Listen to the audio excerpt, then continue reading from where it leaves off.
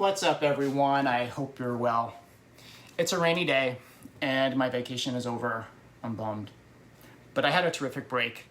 My sisters and nephews came up for a visit and we did lots of outdoorsy stuff and kicked back. But now it's back to eating clean, CrossFit classes, and work. It's not terrible, but after too many cheat days, I'll probably crave something sweet throughout next week. But that won't mess up my nutrition because the almond torte I'm baking is nearly sugar-free. For me, it hits the spot when I want a piece of cake without messing up my nutrition. Because I swap out cane sugar with allulose, it's nearly sugar-free. Allulose, you say? Yes. Allulose is a rare sugar that's naturally present in a variety of sweet foods like maple syrup and brown sugar. But unlike these sweet foods, allulose isn't metabolized, so it's nearly calorie-free. Rounding out my recipe is almond meal and oat flour, which add plenty of fiber and protein. Science! Well, bro science. Okay, enough talk about ingredients. Let's get baking. First, preheat the oven to 350. Next, butter the bottom and sides of a 9-inch cake pan, then place a parchment round into the cake pan and butter the top. Now sift the dry ingredients into a large mixing bowl.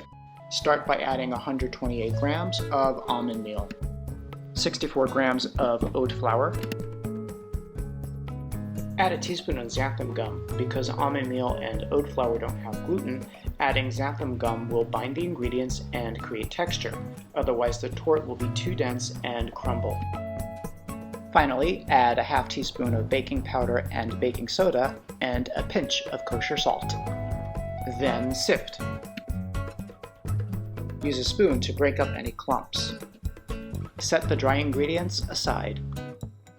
Into the bowl of a stand mixer fitted with the whisk attachment, add 4 large eggs, 64 grams of allulose, a tablespoon of lemon zest, a teaspoon of vanilla extract,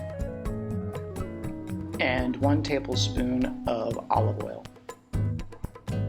Whisk, gradually increasing to high speed until the mixture becomes pale yellow and increases in volume. Fold in the dry ingredients in thirds, making sure to fully incorporate each addition.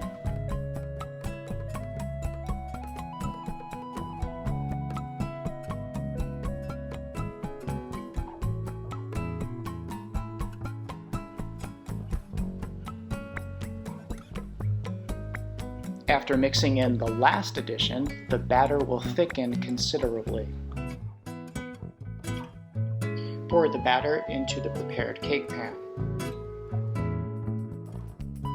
With a spatula, spread the batter to the edge of the cake pan. Tap the cake pan against the countertop a few times to release any air bubbles. Sprinkle with sliced almonds. Put the torte into the oven for 20 to 25 minutes.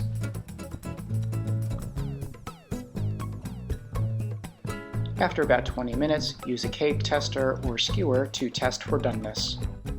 Remove the torte from the oven and place on a trivet to cool for 15 minutes. As it cools, the torte will pull away from the sides of the cake pan. Run a knife along the edge of the torte to release any parts that didn't. Place a wire cooling rack onto the cake pan.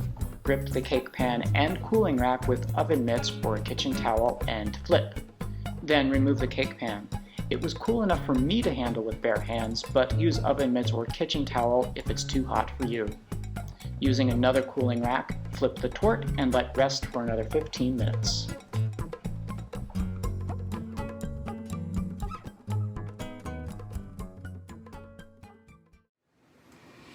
What I like about this recipe is the flavor and texture of the cake. It's fluffy and has a pleasant almond taste with a hint of lemon. It's also not too sweet. If allulose creeps you out, substitute a half cup of maple syrup, coconut sugar, or even brown sugar. White cane sugar works too if that's all you have. No judgment here, you do you. Thanks for watching. Please like and subscribe for more Lake House Rules content, be well, and go cook something for you and those you love.